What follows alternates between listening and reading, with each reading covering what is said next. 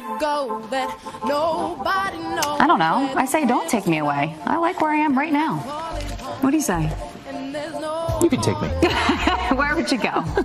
Somewhere warm and sunny. Okay, fair enough. Yeah. Good morning. You're watching Fox and Friends First on this Tuesday morning. I'm Jillian Mealy. And I'm Rob Schmidt. Thanks for getting up early with us. Straight to a Fox News alert. President Trump now calling Democrats the party of caravans and crime. All right, that explosive claim as we learn that the migrant caravan right at the nation's doorstep there in Southern California includes 600 known criminals. Griff Jenkins is live on the ground in Tijuana with alarming new details. Griff.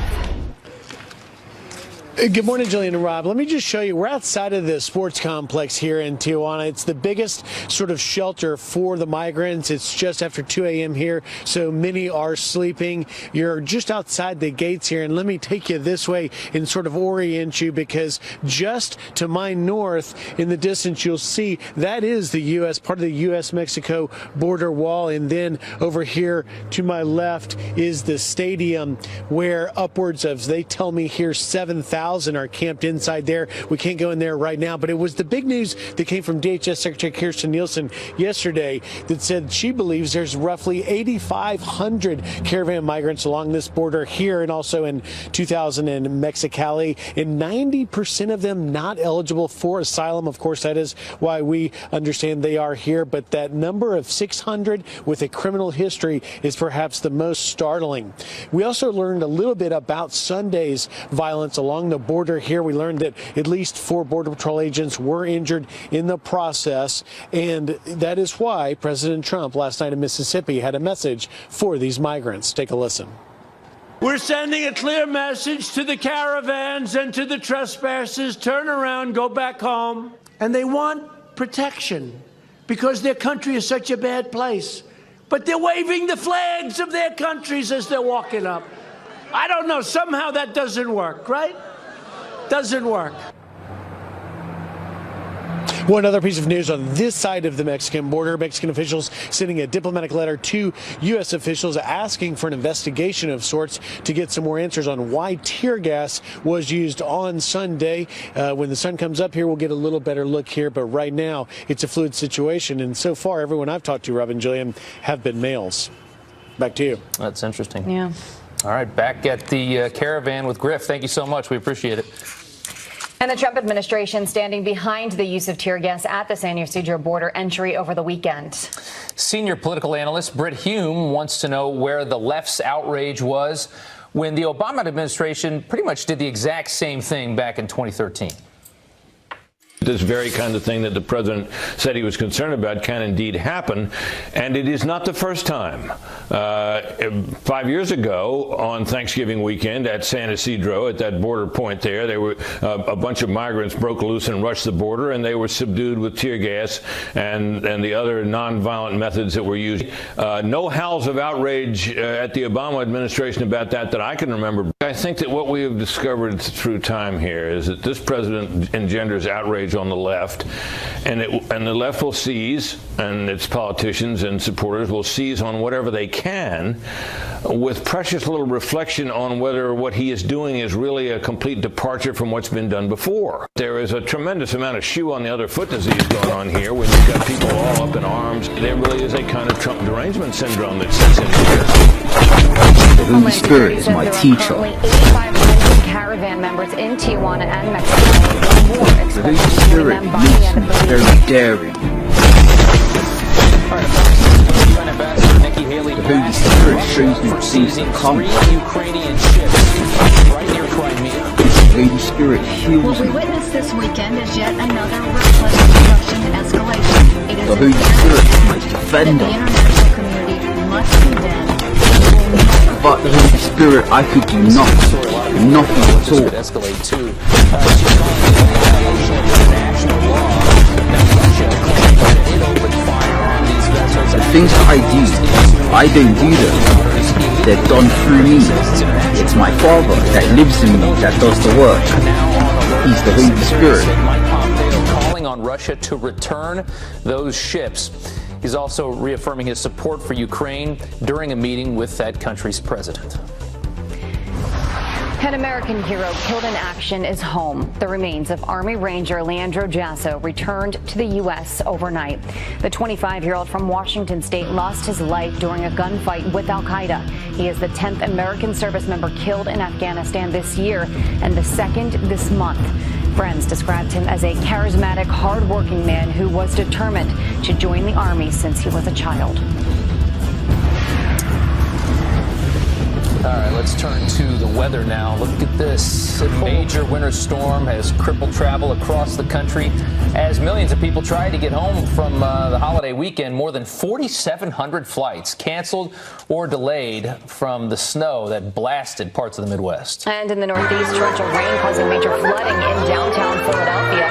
Meteorologist Janice Dean is live tracking the storm. I was in Philly yesterday. Did you take that video? I did not, but that weather was insane. Yeah, a lot of rain in a short period of time here in New York as well. The system is almost done. Send it to my phone. You already know I keep it on the low. Baby, you can trust me. Promise I'm alone. 24 hours. The storm is kind of lingering for New England. Interior Northeast could get a little bit more snow out of this. There's the past 24 hours. Just kind of slow moving. So we are going to see the potential for some heavy snow, certainly some rain along the coast, and some gusty winds for the next 12 to 24 hours as it finally makes its way northward. There's your additional precipitation, certainly 6 to 12 inches of snow, especially across the Great Lakes towards northern New England. And then finally it will be gone. But then we'll be watching this next storm system, several systems actually moving into the west.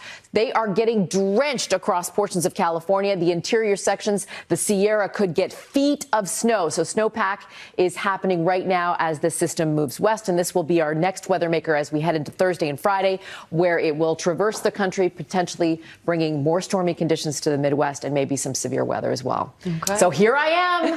I'm here all week. Our own Carly Shimkus had a disaster in Chicago? for a weekend in Chicago. She just got back like an hour ago. Yeah, like literally 2:30 this morning. Yeah. Carly, call me. I'll let you know. I don't mind. We have to use this tremendous resource that we have here. Just a select few, though. All right. Janice, thank you so much. Thank you. We'll get you her, her phone number for text message later on if you want to get your own personalized weather forecast.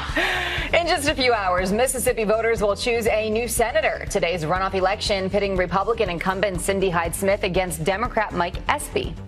President Trump firing of voters during 2 Make America Great Again rallies.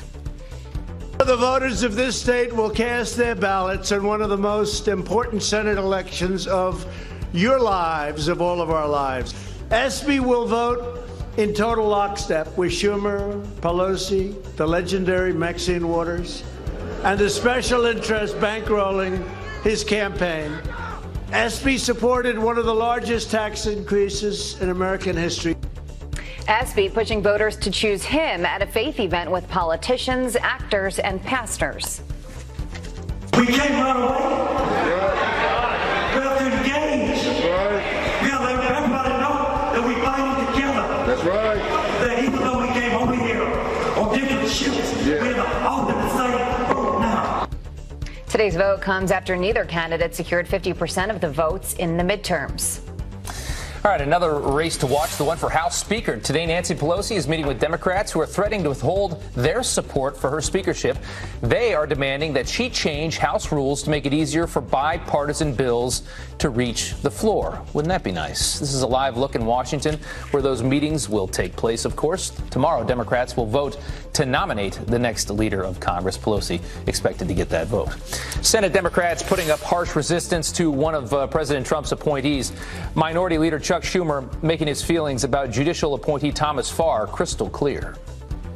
I've been in the Senate long enough to see a whole bunch of questionable nominees, frankly, from both parties. But Thomas Farr is unquestionably one of the worst. All right, Democrats have accused the judicial nominee for North Carolina's Eastern District of being hostile to unions and also to voter rights. He is expected to get a vote sometime this week.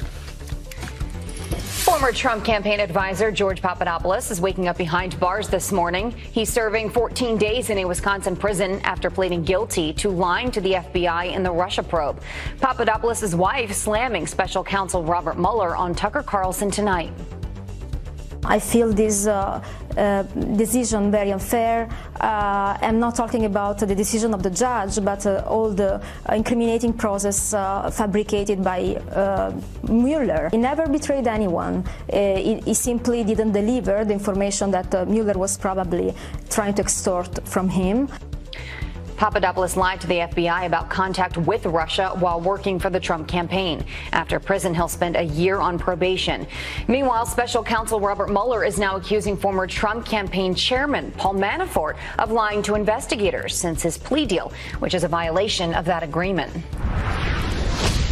A federal judge expected to hear arguments today about possible charges against the founder of WikiLeaks. A free press group wants to unseal documents containing an apparent criminal complaint involving Julian Assange. Prosecutors say they oppose that request and refuse to confirm or deny if the charges exist.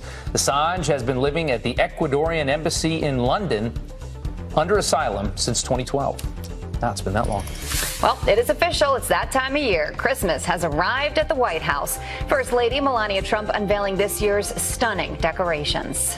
All right, the theme is American Treasures, which recognizes our nation's unique heritage. More than 14,000 ornaments hang from 29 trees. The First Lady also hanging this homemade Be Best wreath made out of pencils.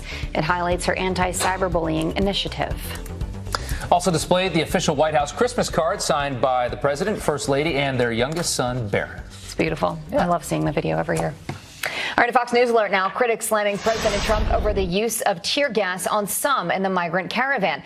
But are some forgetting that the Obama administration implemented pretty much the same response back in 2013? Our next guest, a former immigration special agent, says hypocrisy is alive and well. And preparing for takeoff, the heart-stopping moment that a first-time... Good morning and welcome back. Some of the media blasting the Trump administration after agents used tear gas on migrants attempting to storm the border. But a very similar incident occurred in 2013 when the president was Barack Obama. So is this a case of selective outrage? Here now to discuss is retired Immigration and Naturalization Service Senior Special Agent Michael Cutler. Thank you for being here this morning. Thank you so much for having me. For people who don't know, can you explain how what was done over the weekend is different than what happened in 2013? In my judgment, materially, it was the same. You have an out-of-control situation. You have Border Patrol agents who are sworn to secure our borders against unlawful entry. And all that was done was a measure to try to regain control of a chaotic and violent situation. They were being pelted by rocks, bottles. You can be hurt, you can be killed with that sort of an attack. And you said Border Patrol agents at that point had a couple of different options. Well, yeah, I mean, what were the options? It was either retreat, which would have been a disaster, or deadly force, or less than lethal force. So they opted, obviously, for less than lethal force. Good decision, obviously. But I don't understand the hypocrisy. You know, if you look at the purpose of our immigration laws at our borders, it's first and foremost to protect national security and public safety. And if you look at the 9/11 Commission report, they made it crystal clear that border security is national security. Yep. And if you're running the border, you're evading the vetting process that's supposed to keep out criminals and terrorists. Yeah. You know, when the Washington Post initially wrote an article on this that I read very early yesterday morning, they didn't even mention really the border rush and the rock throwing. They just basically said we were lobbing tear gas at people that were waiting to seek asylum into the country. And then they clarified later all the details of the rock throwing and the rush to get in and basically them trying to push their way through. But they also did make a big stink about the usage of tear gas in this incident. And it begs the question, I don't know this, but they say that tear gas is a very, very brutal way of trying to get this crowd to push away. Well, I don't think it's a brutal way of doing it. Again, what were your options? You're dealing with thousands of stampeding people. Yeah. And under those circumstances, you have to wonder, by the way, and I wonder, why women and children were at the head of the line. You know, we usually see that in the Middle East, the tactic of hoping that women and children get injured or, God forbid, worse, and then they've got the graphic image for the 6 o'clock news. And we know that Hezbollah is operating in Latin America. And they're working with smugglers to bring people into the United States along with drugs, even as, by the way, and it's not related to Hezbollah, but we've got El Chapo Guzman on trial in Brooklyn for bringing drugs across the border. So that border is a dangerous place. Yeah. I don't understand why it's still not been secured, why the wall wasn't built, and why we don't have enough ICE agents from within the interior so that when agents arrest people and they have to release them, there's no one to play that game of hide and seek. They hide, nobody seeks, and that's why you've got this going on at the border, because the expectation is that once you're in the United States, you're home free, and then you have sanctuary cities further enticing aliens to do exactly what we're seeing. You know, you mentioned the women and children. You see the images. We've seen the pictures all over the place in the last couple of days. Our own Griff Jenkins just this morning reporting from Tijuana said, I'm going to be honest with you guys, I'm seeing mostly men. So you're getting conflicting reports. We're obviously trusting our reporters on the ground. But to our knowledge, at least 4 Border Patrol agents have been injured so far in this situation. I mean, do you have a hard time with the people who don't understand that we need to protect the border, we need to protect our agents? It's infuriating, and you have New York's Governor Cuomo referring to ICE agents as thugs, calling for disbanding ICE. You know, the second largest contingent of law enforcement officers who are assigned to the Joint Terrorism Task Force are immigration agents. I've been involved in the investigation and arrest of several terrorists during my 30-year career with the INS. The idea of leaving America vulnerable to criminals and terrorists blows my mind. But you know, it's funny because Chuck Schumer is the same guy who in 2014 wanted to create a law that made trespassing on critical infrastructure and landmarks a 5-year felony. He said, especially in this era of terrorism, yet the same Chuck Schumer and his buddies are saying that if you trespass on America, now somehow you're entitled to the highest honor we can bestow upon a foreign national, United States citizenship. The narrative has changed big time Do you think? in the last 10, 15 years from the Democrats. We know that. Sir, thank you very much for your time this morning. Thanks for having me. Appreciate it. All right. 19 minutes after the hour, Cyber Monday smashed some serious records. The unbelievable amount of money that people spent online. Touchdown. Said, you know, this country's done a lot for General Motors. You better get back in there soon. Say the Chevy Cruze is not selling well. I say, well, then get a car that is selling well and put it back in. I'm not happy about it. They better put something else in. And talk about the last thing he wanted to hear. GM wanting to halt operations at plants and listen to these locations. Ohio, Michigan, Maryland, and Canada by next year. The move would cut its workforce by 15%. Congress returning to Capitol Hill with a busy agenda, including a giant new tax plan. House Ways and Means Committee Chairman Kevin Brady releasing the nearly 300-page bill last night. It includes improvements to the IRS, new tax breaks for startup businesses, and tax relief for disaster victims. A meeting is scheduled for tomorrow. A vote on the House floor is expected on Thursday. Cyber Monday, shattering records, on track to be the biggest shopping day ever. Tracy Carrasco from our sister network Fox Business here now with how much Americans spent. I know you were part of that number, Tracy. Yes, I was embarrassed to say I spent a little too much, but yesterday, Cyber Monday, a record-breaking day with $7.9 billion spent in online purchases. That is according to Adobe Analytics. That number is up almost 20% from last year. Now, some of the most popular things purchased on Cyber Monday: smartphones, Red Dead Redemption 2, that's a video game, Roku, Beats headphones. Adobe Analytics also says that they saw a significant spike in the trend where you buy it online and pick it up in store, and about $2 billion of the sales done yesterday were made on our smartphones. So more people shopping on the go. That's what I do. Rob, did you get that pressure cooker you guys were talking about yesterday? The Instant Pot? I did not. It's like a crock pot that works in 10 minutes or something? All right, what's going on in Ohio? Yes, well, Ohio is the first state to accept Bitcoin for tax bills. Starting this week, Ohio businesses will be able to pay everything from cigarette sales tax to employee withholding taxes with Bitcoin. The initiative will eventually roll out to individual filers, but this does come as Bitcoin has really seen a drop.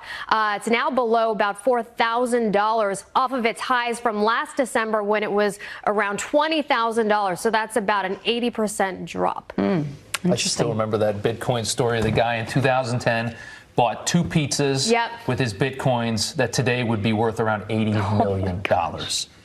That is expensive pizza. Better been good pizza. I would hope. Thanks, Tracy. Tracy, thank you. It is 26 minutes after the hour. Hillary Clinton slammed by her own party after bashing open borders in Europe. Liz Peek is also pushing back, asking if open borders in Europe are bad, then how can it be right for the U.S.? She joins us live. And not ruling out O'Rourke, how Betomania is running wild on social media after a big 2020 hint. Border chaos and taking aim at Democrats. Democrats have become the party of caravans and crime. True. Because when you have open borders, you have crime. When you have sanctuary cities, you have crime. Republicans are committed to halting this incursion and defending the sovereign territory.